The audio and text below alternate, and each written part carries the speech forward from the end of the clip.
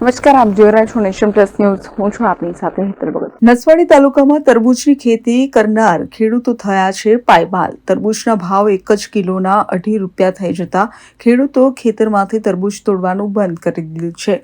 જગતના તાતની સ્થિતિ દિવસે ને દિવસે કથળી રહી છે. કપાસના ભાવ દર વર્ષે ઓછા થતા ખેડૂતો અવનવી ખેતી જેવી કે ગલગોટાના ફૂલ, તરબૂચની ખેતી, સક્કરટેટીની ખેતી તરફ વળ્યા હતા. નસવાડી તાલુકામાં અલગ અલગ ગામડાઓમાં તરબૂચની ખેતી કરી હતી, જેમાં લાખો રૂપિયા ખર્ચ ખેડૂતોએ કરીને બિયારણ, ખાતર અને નિંદામણ પાછળ ખર્ચ કર્યો હતો. જ્યારે તરબૂચની ખેતી તૈયાર થવાનો સમય આવી ગયો હતો ત્યારે ખેતરમાં તરબૂચ લાગી ગયા હતા.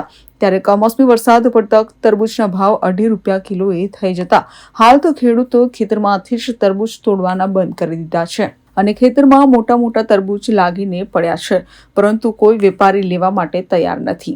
આવી પરિસ્થિતિમાં વ્યાજે ઉછીના લાવીને ખેતી કરનાર ખેડૂતોને હવે તરબૂચની ખેતીમાંથી ઉપજ ના મળતા ખેડૂતોને હવે ચોમાસાની ખેતી કેવી રીતના કરવી તે ચિંતા સતાવી રહી છે.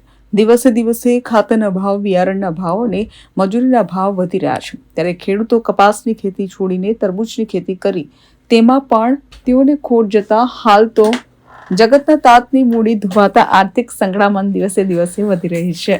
વિસ્તાર નસવાડી તાલુકાના ખડકિયા બોરિયાના છે. આ 3.5 એકરની અંદર ખેતી કરેલી છે. 6-7 ખેડૂતો છે તરબૂચની ખેતી કરેલી છે. કમોસમી વરસાદના કારણે ખેડૂતોને ખૂબ જ નુકસાન થયું છે. હવે આ માલ તૈયાર થઈને બગડે છે, કોઈ વેપારીઓ લેવા તૈયાર નથી.